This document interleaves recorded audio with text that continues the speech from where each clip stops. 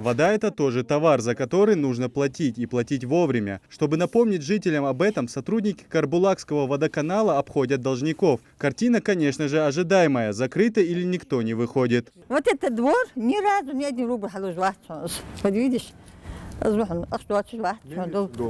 у него 42 тысячи долг. 42 тысячи долг. Сколько лет надо не платить, что такое долг? Лет 6 даже. А вот у владельца этого дома по улице Плиевская сделать вид, что дома никого нет, точно не получится. Ворота раскрыты, да и владелец, несмотря на большую задолженность, прятаться не собирается. У многих оплатить все сразу возможности нет, но вносить платежи можно частями. Магомед Аздоев так и сделал. Аздоев Магомед, 14 696 рублей. Кезик хайвашта дырым. Хайвашта дырым. Ахалой. Кезик. Последний, да,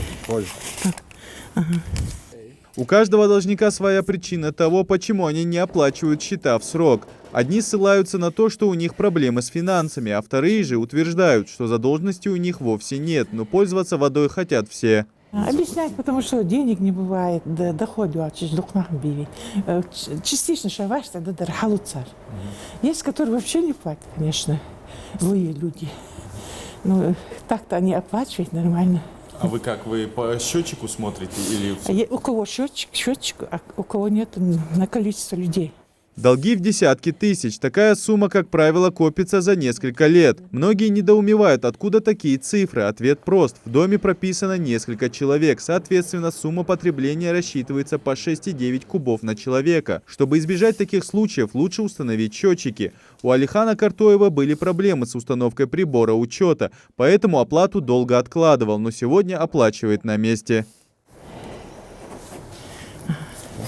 Есть в городе и белые абоненты. Платят всегда вовремя. К таким относится и Фатима Балаева. По словам горожанки, платить хоть и сложно, однако своевременная оплата освобождает от лишних пений и проблем. Конечно, трудно, но все-таки как-то получается у нас как-то. Боремся как-то с этим делом. Вовремя оплачиваем. Все у нас хорошо. И хорошо нас обслуживают тут. Взаимопонимание у нас есть. Ничего, жалобы нет.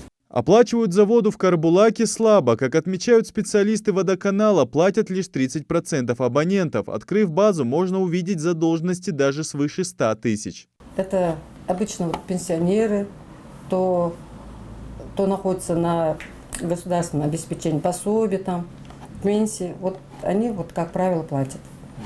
А люди, которые в состоянии оплатить за воду, они находят причины. Разные причины. То вода некачественная, техническая, то обслуживание им не нравится. Но разные. Чтобы не заплатить, находят разные причины.